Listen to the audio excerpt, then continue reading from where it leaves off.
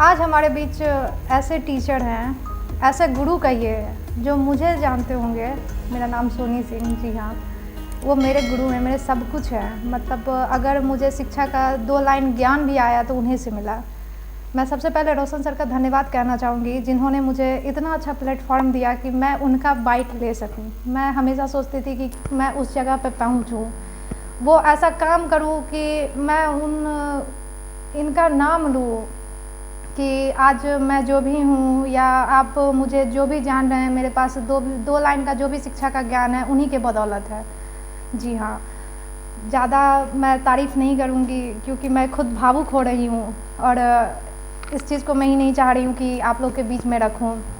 आप लोग इन्हें चंदन सर के नाम से जानते होंगे, और फाउंडेशन क्लासेस ऑफ मैथमेटिक्स इनके कोचिंग का नाम है। जी हाँ, तो सबसे पहले मैं कुछ बताना चाहूँगी आप लोगों के बीच में। अगर आप लोग सुन सकते हैं तो ठीक, नहीं तो देन इसको स्किप कर दीजिएगा।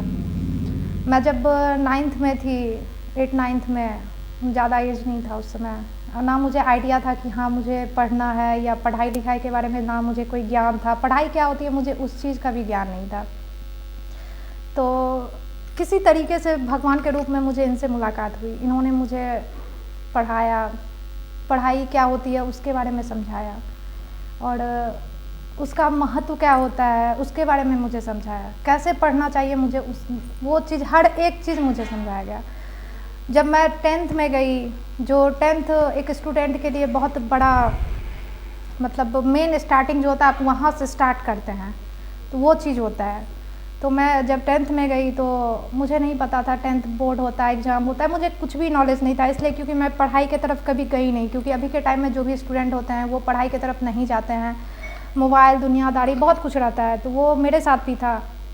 10th में गई तो सर को लगा कि ये मेरी स्टूडेंट है, मेरे पास आई, मेरा बदनामी नहीं हो कि मैंने इसे किस तरीके से तैयार करवाया है। तो इन्होंने मेरे पीछे बहुत मेहनत किया, बहुत मेहनत किया। इतना मेहनत किया कि एक चैलेंजिंग आता था, चैलेंज लाते थे कि एक दिन में एनसीईआरटी बुक कंप्लीट करना है, देन ये प्राइज़ मिलेगा। हम लोग वो प्राइज़ के लिए एक दिन में मैथ का एनसीईआरटी बुक कंप्लीट करते थे। मुझे आज भी वो दिन याद है। रात भर, मतलब 24 घंटे कम्प्लीटली लग जाते थे एनसीईआरटी बुक कंप्लीट करने में। मेरी माँ पूछती थी कि कौन ऐसा टीचर है जो तुमको पागल बना के छोड़ दिया है। मैं जाऊँगी उनसे मिलने के लिए, उनको बोलूँगी क्यों इसे ऐसा कर रहा है। लेकिन मेरी माँ को यह नहीं पता था कि वो मेरे भविष्य के लिए ऐसा कर रहा है। समय बीतते गया, मेरे पीछे मेहनत करते गए, और एक समय ऐसा आया कि एक मेरे टीचर बैठे हुए थे, मैं उनका नाम नहीं लेना चाहूँगी। इनसे बात चल रहा था मेरे बारे में।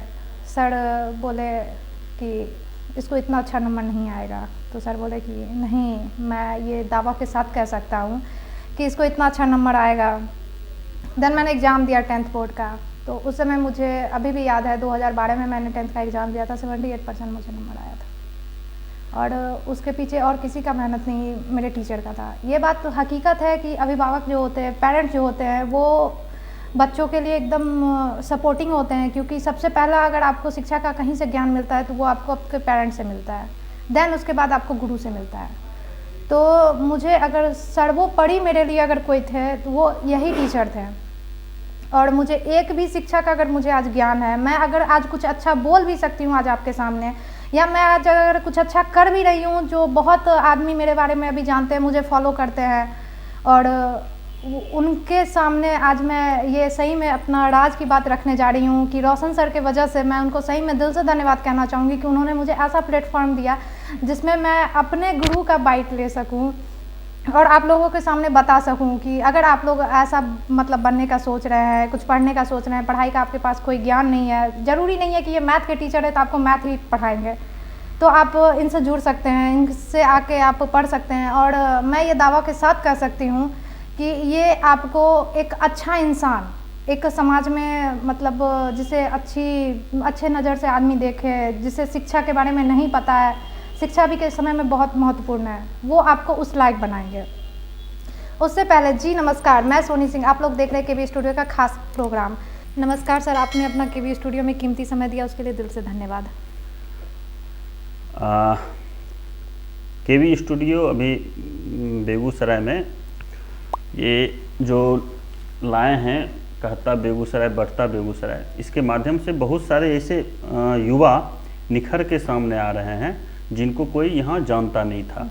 वो उन्हें ये जो प्लेटफॉर्म है, ये प्लेटफॉर्म उनको एक ऐसा बूस्टअप कर रहा है जिसके माध्यम से वो भी कुछ आगे करना चाह रहे हैं, और वो चाह रहे हैं कि हम भी थोड़ा नाम इस तरह से बनाएं कि लोग मुझे जान सके।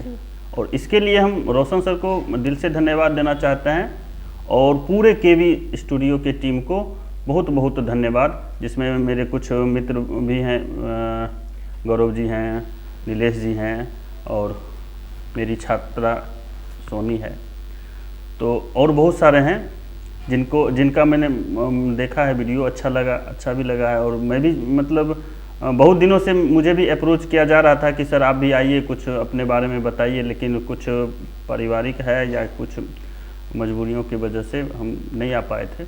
लेकिन आज मुझे मौका मिला कि मेरा इंटरव्यू मेरी छात्रा लेगी, और मुझे बहुत ज़्यादा खुशी हो रही है इस बात की कि मैंने भी कुछ किया जिसके वजह से आज हम कुछ बोलने लायक अपनी छात्रा के सामने, या छात्रा मुझसे क्वेश्चन करे। आज देखिए बहुत ही ये अजीब बात हो रही है कि मैं प्रश्न करता था, जवाब उधर से आता था, आज उधर से प्रश्न हो रहा है, जवाब इधर से जाएगा, ये भी ठीक है। सारा सवाल, सारा परिचय जो भी होता है बाद में। सबसे पहले तो हमारे दर्शकों को बता दीजिए, आज आपकी छात्रा आपका बाइट ले रही है, ये आपको कैसा फीलिंग? बहुत अच्छा लग रहा है, बहुत अच्छा लग रहा है, और ये फीलिंग जुबान से व्यक्त नहीं किया जाता है, वो तो झलकती है, आँखों से झलकती है, या फिर आप जो भी है, ठीक है, अच्छा लग रहा है सर। हमारे जो दर्शक जी, और भी बहुत सारी बातें हैं।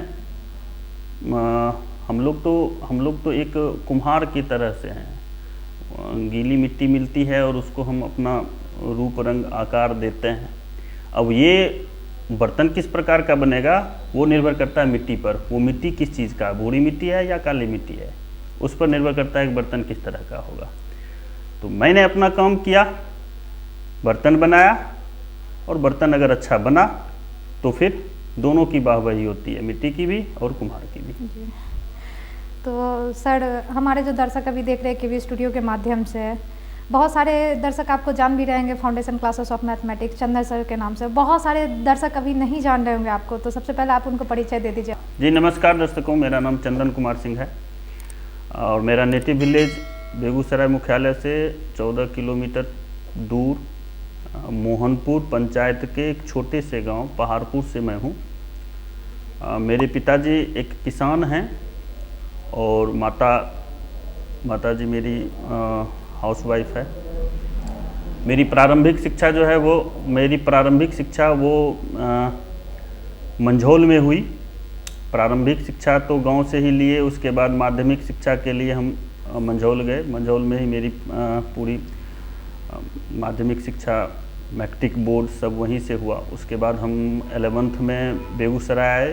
बेगूसराय में साइंस स्ट्रीम से हमने पढ़ाई की, और बहुत सारे शिक्षकों से पढ़े, जिनमें से मैथमेटिक्स के मेरे मरहूम सर अरुण सर है, जिनके बारे में मतलब जिनको हम खुद में उनमें मैं खुद को देख रहा हूँ, और मैं चाहता हूँ कि उनके जैसा बनूँ।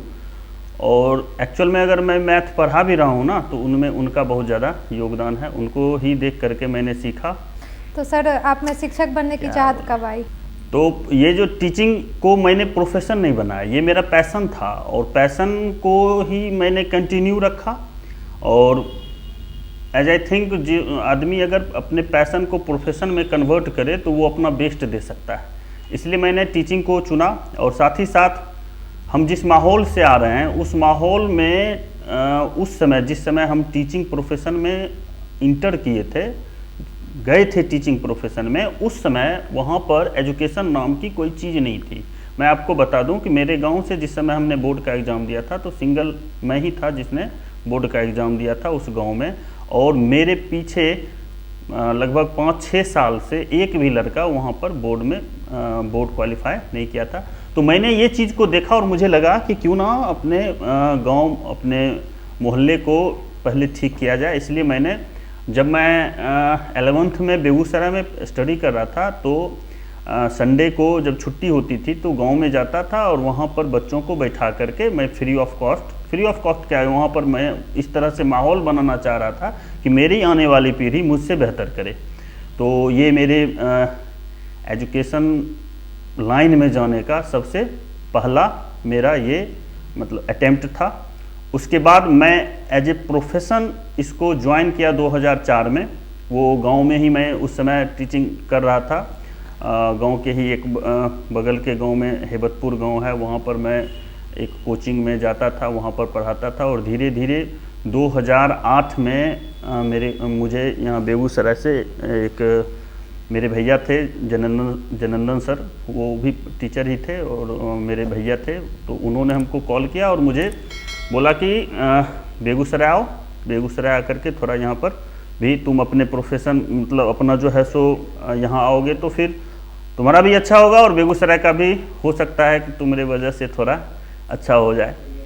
तो वहाँ से मैं 2008 अप एंड डाउन गांव से बेगूसराय, बेगूसराय से गांव। उस समय रोड भी बहुत ख़राब था, इतना बड़ा बड़ा गड्ढा था उसमें, मतलब बाइक चला के सुबह 6 बजे हमको बेगूसराय आना पड़ता था, चाहे वो ठंडी रहे गर्मी रहे कुछ भी रहे।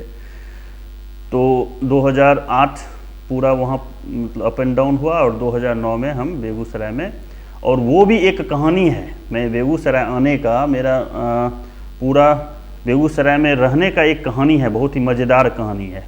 जिस समय मैं बेगूसराय आता था तो उस समय 4 स्टूडेंट मेरे गांव गया था एग्ज़ाम देने के लिए, बोर्ड एग्ज़ाम देने के लिए, और वो वहाँ का मेरे स्टाइल से प्रभावित था, पढ़ाने के तरीके से उसको तरीका उसको अच्छा लगा था।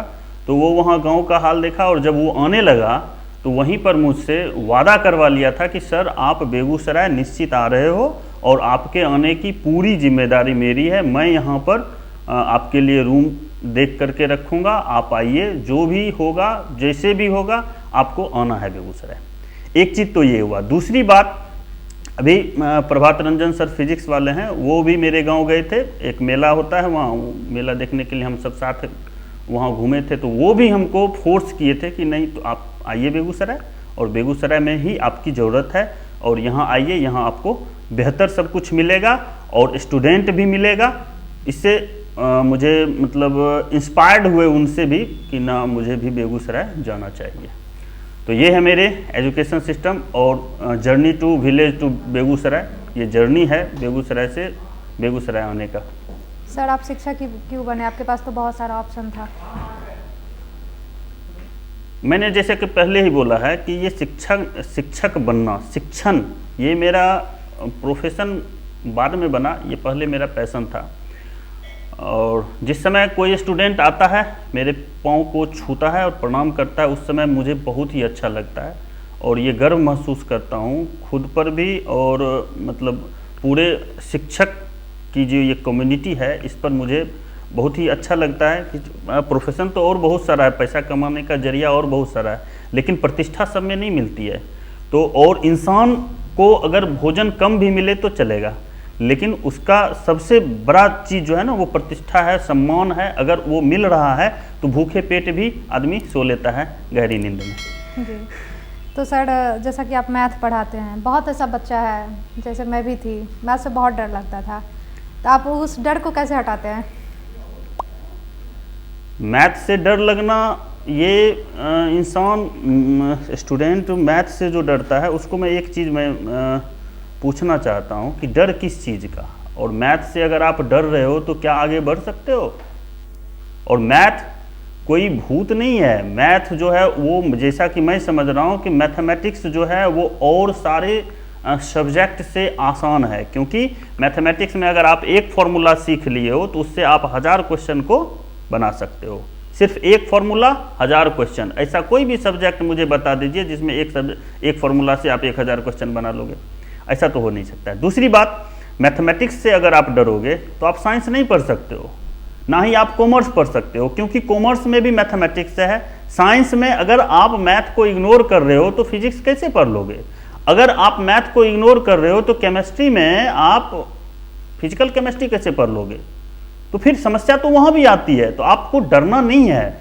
मैथ जो है बहुत ही इजी सब्जेक्ट है, इसमें आपको फॉर्मूला याद करना है, थ्योरी समझना है और फॉर्मूला थ्योरी का सही से इस्तेमाल करना आना चाहिए, बस और कुछ नहीं। हाँ, डर क्यों लगता है? क्योंकि शुरू से ही उसको ये समझाया जाता है कि मैथमेटिक्स हार्ड है, मैथमेटिक्स हार्ड है, इसलिए उसको मैथमेटिक्स हार्ड लगता है। अगर पुराने ज़माने में जब हम छोटे थे तो उस समय हमको बताया जाता था कि बरगद के पेड़ के नीचे मत जाओ, वहाँ भूत है, बरगद के पेड़ के नीचे मत जाओ, वहाँ भूत है। तो हमको भी वहाँ डर लगता था कि बरगद के पेड़ के नीचे हम ना जाएं क्योंकि वहाँ भूत है।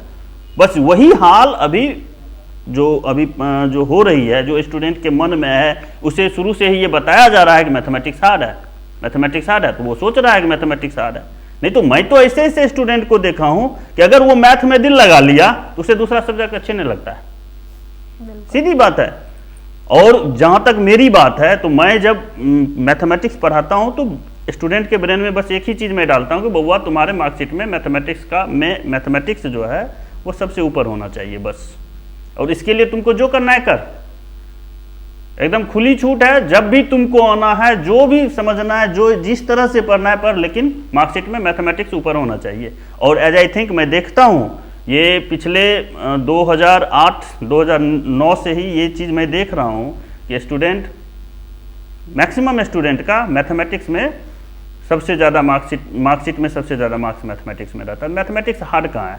मैथमेटिक्स से दिल लगाओ, मैथमेटिक्स आपको छोड़ेगा नहीं, इसलिए कह रहे हैं ये हार्ड नहीं है। वो जो भूत वाला खिस्सा मैंने बोला, बस वही चीज़ यहाँ मैथमेटिक्स के साथ भी हो रही है। जैसा कि सर आपने बताया कि आप गांव में रहते थे, एक छोटे से गांव में, वहाँ से बेगूसराय आना, बेगूसराय में अपना कोचिंग खोलना, कैसा था ये जर्नी? ये मैंने आपको पहले ही बोला कि हर एक जो सामान्य इंसान हैं उनके पीछे एक कहानी होती है। मेरी भी कहानी थी जिसके बारे में मैंने पहले भी जिक्र किया है कि बेगूसराय आना ये मेरे साथ एक संयोग था, और मेरे कुछ छात्रों और मेरे मित्र का ये प्रयास था, जिसकी वजह से हम गांव से बेगूसराय आए। और बेगूसराय करके मैंने संघर्ष तो किया है, उस संघर्ष के बारे में मुझसे बेहतर कौन जानेगा, और बोलना मैं उचित नहीं समझता हूँ। यहाँ पर आया, मैंने अपना कोचिंग भी दिया और बहुत सारे कोचिंग में भी जा कर के पढ़ाया हूँ। अभी जो मेरा इससे पहले फाउंडेशन मैथमेटिक्स क्लासेस के नाम से लोहिया नगर में एक क्लास चलता था, और अभी मैंने उसको अपनी बेटी के नाम पे दीक्षा मैथमेटिक्स से यहीं लोहिया नगर में ही एक नया ब्रांच डाला हूँ। तो जर्नी सुखद ही रहा है अभी तक, और आगे भी माँ सरस्वती की कृपा से सब कुछ अच्छा ही रहेगा, क्योंकि मैं उनका भक्त हूँ। मेरे हर एक दिनचर्या में वो हैं, तो मुझे नहीं लगता है कि मेरी माँ मुझसे कभी नाराज़ हो सकती है। जो स्टूडेंट अभी देख रहे हैं हम लोग को प्लेटफॉर्म, इसके भी स्टूडियो प्लेटफॉर्म के माध्यम से, उनको क्या संदेश देना चाहेंगे आप? संदेश, आजकल की जो ये जनरेशन है, इसको ये खुद को थोड़ा ज़्यादा स्मार्ट समझती है, और बुरा मत लगाइएगा इसको, जो है वो मैं बता रहा हूँ। स्टूडेंट को बस एक ही चीज़ देखना है कि बहुत सारी चीज़ें आपको रास्ते में मिलेगी, आपका फोकस होना चाहिए अपने लक्ष्य पर। डाइवर्सन बहुत सारे मिलेंगे, तो आपने जो लक्ष्य निर्धारित किया है उस लक्ष्य को आप देखिए और लक्ष्य की ओर आगे बढ़िए। मेरी समझ में सपना देखना चाहिए इंसान को, लेकिन अगर आप सपना देख रहे हो तो उस सपना को पूरा करने के लिए जितने अमाउंट में मेहनत चाहिए आप उतना कीजिए। तो यही चीज़ है, मैं अपने प्यारे स्टूडेंट को बस एक ही चीज़ कह रहा हूँ कि लक्ष्य को निर्धारित कीजिए। जैसे कि एक इंग्लिश में है कि आप सफलता के मंत्र हैं, ये है लक लेबर चांस, ये सब जानते हैं। लक आपके फेवर में नहीं है, फेवर में लक जो है वो लक आपके हाथ में नहीं है कि आपका लक कब अच्छा हो कब खराब हो। आपके हाथ में दो चीज़ है, एक है अगर चांस मिले तो उसको यूटिलाइज कीजिए, और दूसरी बात है मेहनत, जो कि फुल्ली आपके हाथ में है। ना चांस आप खुद क्रिएट कर सकते हो और ना ही लक आप अपना खुद बना सकते हो। तो बचता है तीसरा, लेबर। बस आप लेबर कीजिए, और लक और चांस अगर मिले तो उसको यूटिलाइज कीजिए, बस और कुछ नहीं। जो पेरेंट्स अभी देख रहे हैं केबी स्टूडियो के माध्यम से, हम लोग को उनको क्या संदेश देना चाहेंगे? पेरेंट्स से मेरा बस एक ही रिक्वेस्ट है कि आप अपने बच्चों में खुद को देखिए। आपने जो नहीं किया, ये ज़रूरी नहीं है कि आपके बच्चे उसे पूरा करें, ठीक है। आप अपने बच्चों को शिक्षा दे रहे हो और साथ ही साथ संस्कार भी दो, क्योंकि अगर ऐसा नहीं है कि जो शिक्षित है वो संस्कारी है। शिक्षित होना और संस्कारी होना दोनों अलग अलग बातें हैं। आजकल के दुनिया में माता पिता के लिए उसके बच्चे ही पूरी संसार हैं, ठीक है। उनको एक चीज़ तो मैं आप सभी अभिभावकों से चाहूँगा कि अगर अच्छा समय हो या बुरा समय हो, कभी भी अपने बच्चों का हाथ मत छोड़िएगा। उनके पीठ पर आपका हाथ जरूर होना चाहिए और उसको अपने सामने में बैठा करके उनसे वार्तालाप कीजिए कि बच्चा तू क्या करना चाहता है, तुम जो करना चाहते हो मैं तुम्हारे साथ हूँ, लेकिन अगर कुछ अच्छा करना चाहते हो तो इसके लिए तुम्हें कम से कम उसमें मेरी सहमति भी होनी चाहिए। जैसा कि मैं समझ रहा हूँ कि अगर आप और स्टूडेंट, जो भी स्टूडेंट भी है, उनसे भी मेरा आग्रह है कि अगर आप कुछ कर रहे हो तो एक बार अपने गार्जियन को ज़रूर बताएं, और मेरा विश्वास है कि गार्जियन भी आपको सपोर्ट ज़रूर करेंगे। जो टीचर देख रहे हैं हम लोग को इस प्लेटफॉर्म के माध्यम से, उनको क्या संदेश दीजिएगा आप एक टीचर होके? बस कुम्हार बनिए, मिट्टी मिलेगी, उस मिट्टी को आप बनाइए घड़ा। मिट्टी के कई कैटेगरी होते हैं, हो सकता है कि आपको भूरी मिट्टी मिले, हाँ, बर्तन थोड़ा अच्छा नहीं बने, लेकिन कोशिश कीजिए कुछ को तवा करके और बेहतर बनाए। जितना जैसा कि आप लोग जानते होइएगा कि सोना चमकता तब है जब उसमें उसको गर्म किया जाता है, हीट किया जाता है। तो थोड़ा इस तरह से कीजिए। और मैं तो बस एक ही चीज़ समझता हूँ, मैं शिक्षक इसलिए हूँ क्योंकि मेरे पास छात्र हैं।